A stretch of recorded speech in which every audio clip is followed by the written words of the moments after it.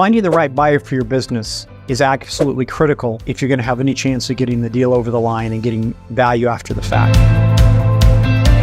We designed this series to help people that are new to the business sale process understand the process a bit better, understand how to interact with their advisors, and get a better end result, and maybe sleep better at night.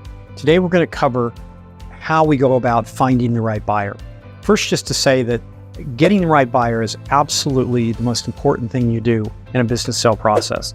As we've said before, 75% of transactions that get to heads, terms, or LOI don't make it to completion. And for the ones that do complete, half of them don't deliver the value that was expected 2 years on.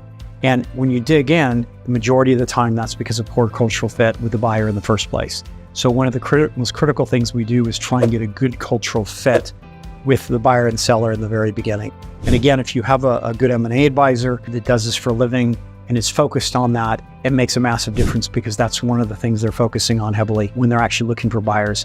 One thing it is not is finding the buyer with the highest offer, because the highest offer, again, there's such a high fall-through rate that, you want a good offer, of course, but what you want is the best buyer that's making a decent offer, basically, some version of that. And remember, most sellers are very concerned about legacy. They're people in the business, their customers, their business carrying on in a better way than it even was when they were owning it. They want to be proud when they come back 2 years later, and they want to be paid their deferred payments if there's any payments to come after closing. All of those things, you need a good cultural fit, you need a good buyer, and you need a good advisor around you that's understanding how to spot what a good buyer is, and then run a process where trust between you and that buyer is kept all the way through what is a 4 to 5 month process through due diligence and contracts and funding and things like that.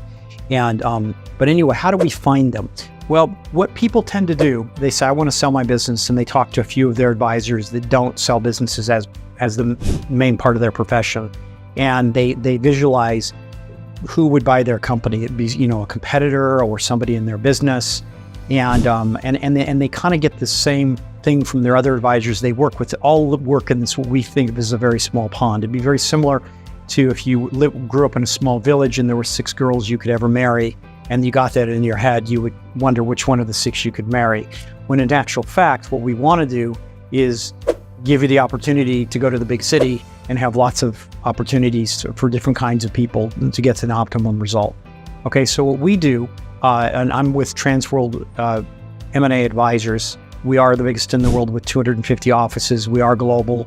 And so we have the benefit of having a very extensive buyer search team that does nothing but actually goes and looks for buyers. And what they do is we will prepare a target list, we'll prepare target criteria. They will then run that through all of our databases. We have AI systems and things like that.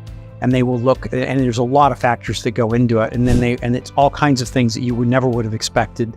There's all kinds of people that might be interested in your business you never would have thought of, similar industries. There's also financial buyers they're looking at similar businesses, and all kinds of people that you never would have thought of in your ecosystem. And it's just finding them, and timing is everything, because they might be busy doing something else.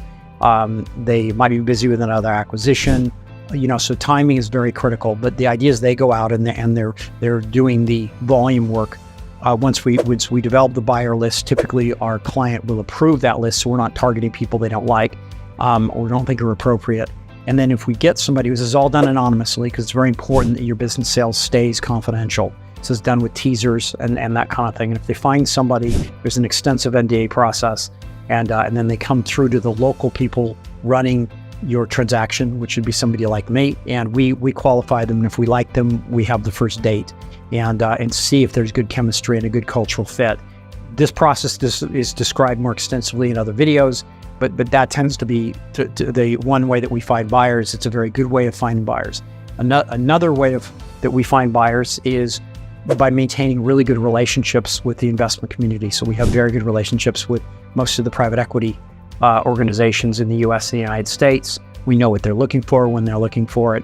And so when we get clients that fit these criteria, we can very quickly plug them in.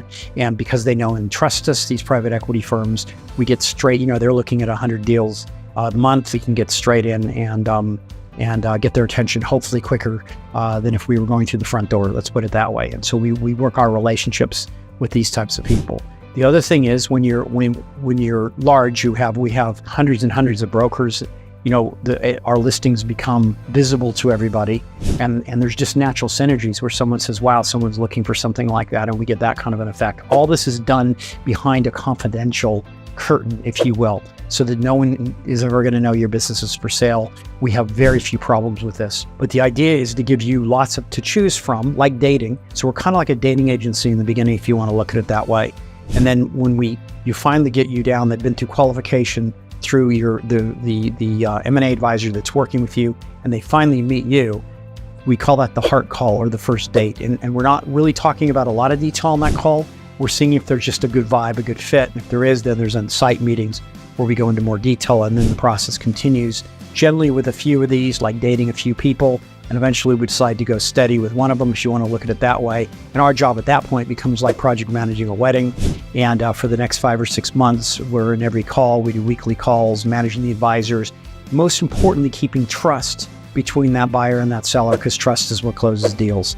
And if we found the right buyer in the first place, if we were successful, hyper-focused on a good cultural fit, knowing that's the number one determiner of success, we have very few issues. So hopefully that was helpful. We've written a book called Selling Your Business that has 18 chapters on topics like this for people that are new to the business sell process. There is a flipbook link in the description below. It's a free link. If you'd like a paper copy of the book, we're happy to send that to you, and we wish you the best of luck in your business sell journey.